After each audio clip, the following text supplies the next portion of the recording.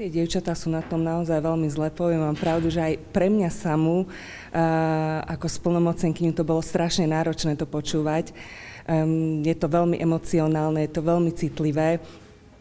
Verím tomu, že tento súd na základe aj neskoršieho vykonania dokazovania dospie k spravodlivému rozhodnutiu.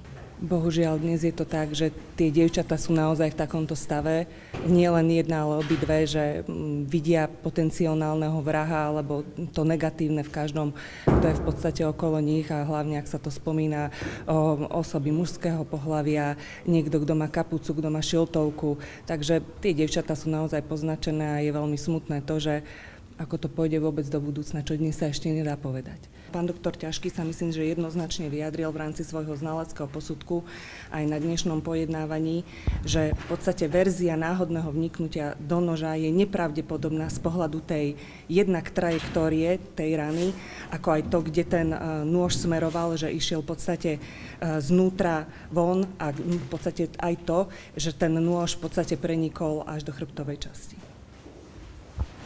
No, je to jednak moje právo a nie je povinnosť sa vyjadriť k obžalobe a myslím si, že v rámci celej tej taktiky obhajoby, ktorú máme dohodnutú s klientom, tak som nepovažoval za potrebné sa vyjadriť k tej obžalobe.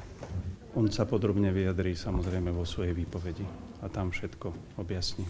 Obžalovanému hrozí trest odňatia slobody vo výmere 20 až 25 rokov alebo doživotie.